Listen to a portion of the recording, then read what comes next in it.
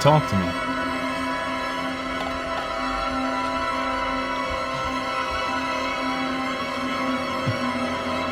I let you in.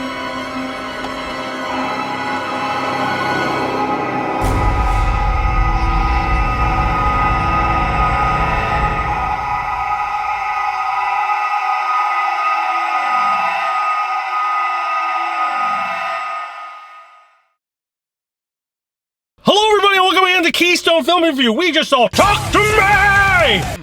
Written and directed by Danny and Michael Philippou, starring Sophie Wilde, Marcus Johnson, Joe Bird, that's a name, Alexandra Jensen, Dog. Dog's just his name? Dog's name is Dog? Cookie's the dog. Cookie's the character's name, where I'm assuming is that. Miranda Otto, Zoe Tarakis, Chris Alosio, and other people. This is the latest A24 horror movie to be released, and it comes from the land down under. Hell. Yes.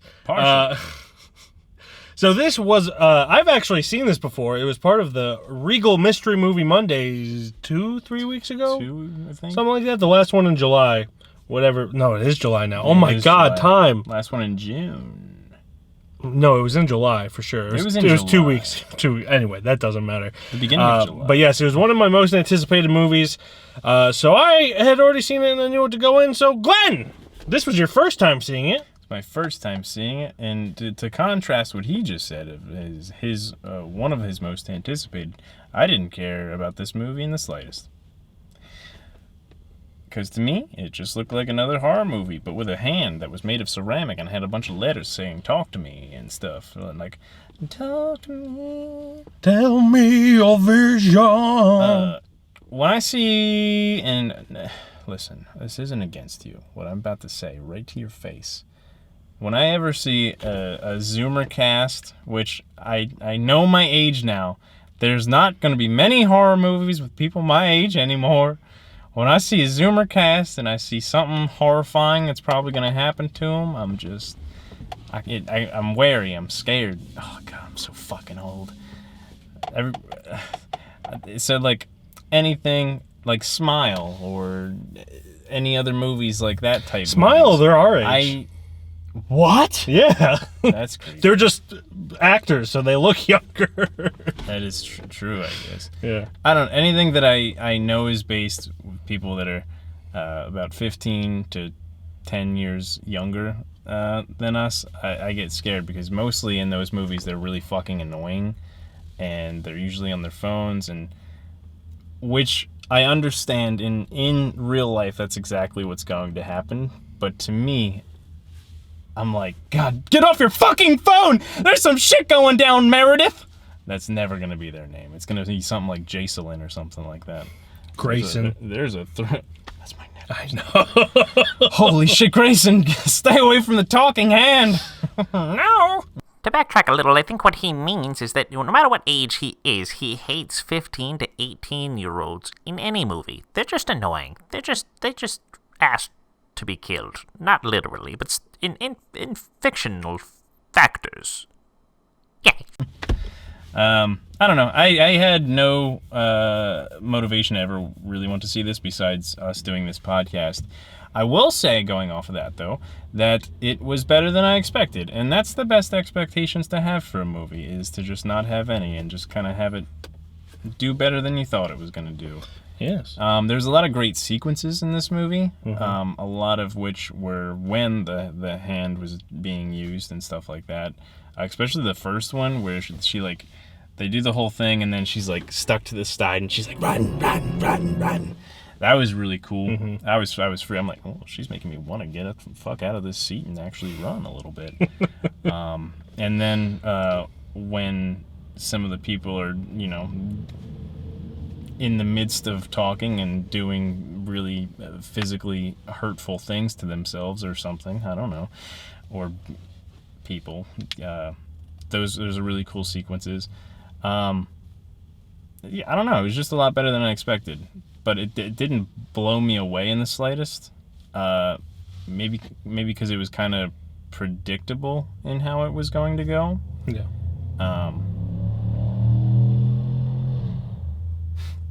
Sorry. Cool guy. That was my ass. Oh. I don't know. I don't have exactly too much to say about it.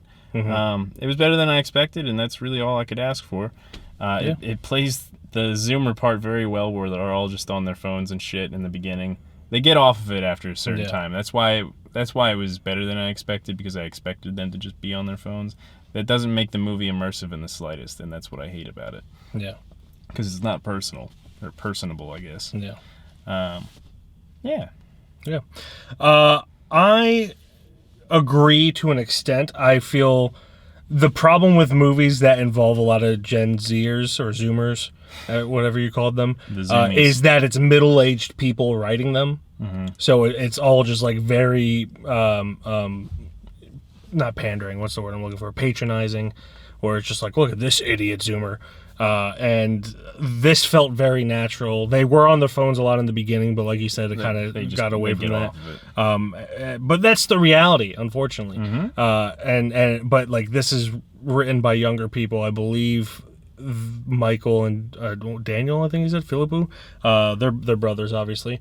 They are probably younger than us. I don't know if they're technically Gen Z, but like, they. Not that fully matters that much. It doesn't matter, but it just felt more natural. It's not like Gen X or Boomers or even like older millennials writing about how annoying it is that Zoomers are on their phones all the time. It made sense for what was happening, and even had some of the characters questioning why they're on their phones. This, I think, I agree with you to an extent that this is kind of predictable and like every other horror movie, but it did feel like it was trying to do something different. And what I'm about to say is going to contradict that.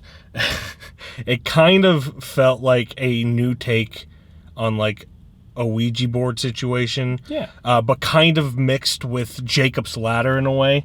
For those of you who have seen it, you'll know what I'm talking about. It has some of the most terrifying things I have seen. I don't get scared in horror movies. I didn't even get scared in this. But even like horror movies, it makes me. It's very rare that I have a reaction. Where in this had objectively in my mind, or I guess subjectively in my mind, the most terrifying images. I'll tell you what after we stop this. So it had like a lot of really terrifying imagery that like kind of took me off guard and blew me away in that sense.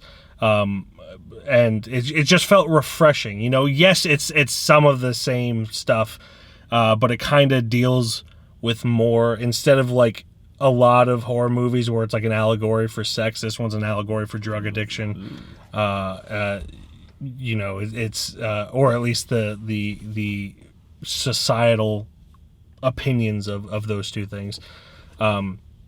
So it at least I think it's about drug addiction. I could be completely wrong. I didn't write it, but it felt like it. Addicted to the memes. Yes, to the memes. I think the acting in it is phenomenal, especially Sophia Wilde. Mm-hmm. She's the main character in this. She's fantastic.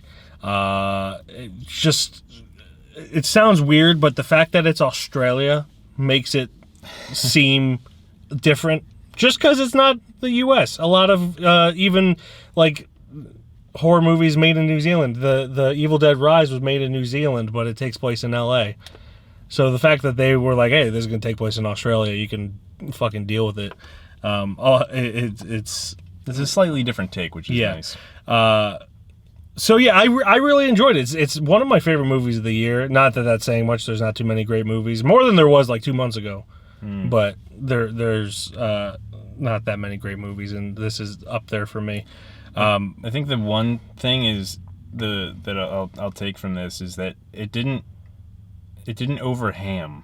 It's really easy to overham in acting as far as like these movies go, and nobody felt like they were overhamming it at all. Mm-hmm. It like he was saying, it did all feel natural, and people did really well acting in this. Yeah. I really liked the ending. Yeah. It's something that sets itself up perfectly. Mm-hmm. Especially like a lot of independent horror movies, they kind of jump from scene to scene to scene, and this one flowed really well. Yeah. And felt like a natural progression of the story, which in turn makes it somewhat predictable. But well-written stories can be predictable because the only way that something's completely unpredictable is if it doesn't make sense for the movie. Like I bring this up all the time. Now You See Me. I have a beef with that movie because the reason no one saw the ending coming is because it doesn't make any fucking sense.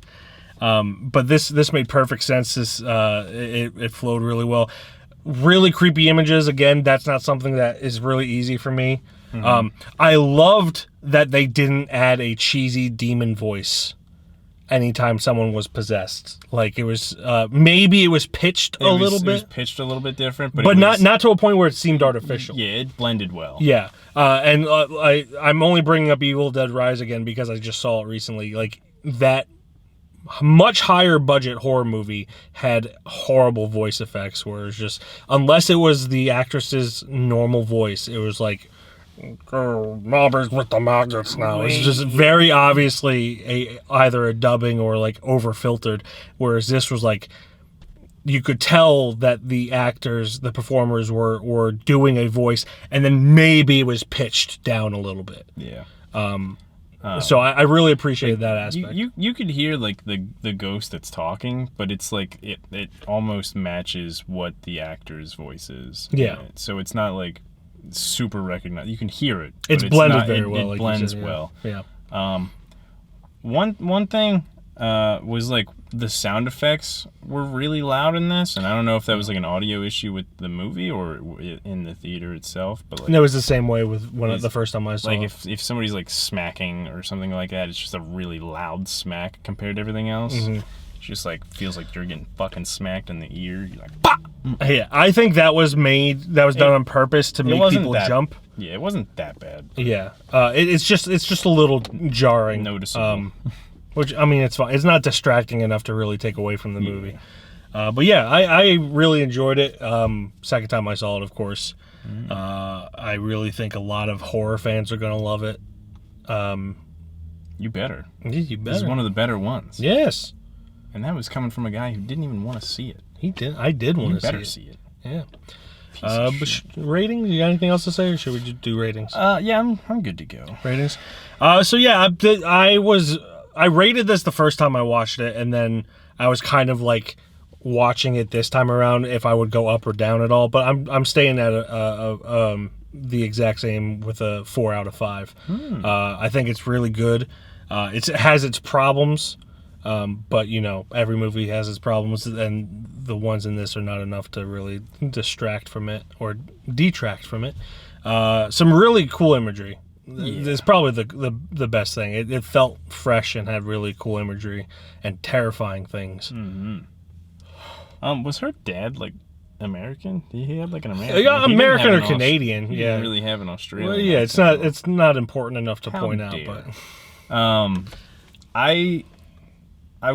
fighting between a 3 and a 3.5. I know the more I sit on this, the more I'm gonna want to give it a 3.5. So I'm already gonna go ahead and just do that and give it that 3.5.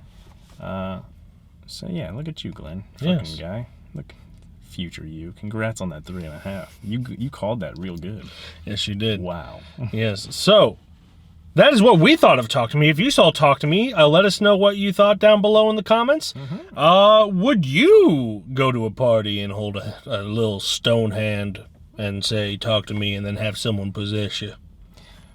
I would say no. Yes. Just give me, instead of that dead, cold hand, give me that fucking cold beer, brother. We're going to get lit at this fucking party. I want to get lit on Coke Zeros. Oh, shit.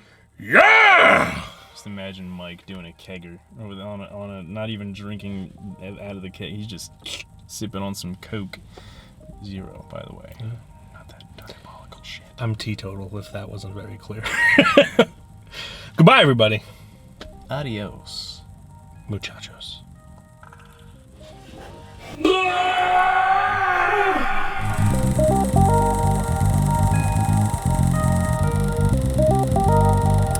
I let you in. Ah!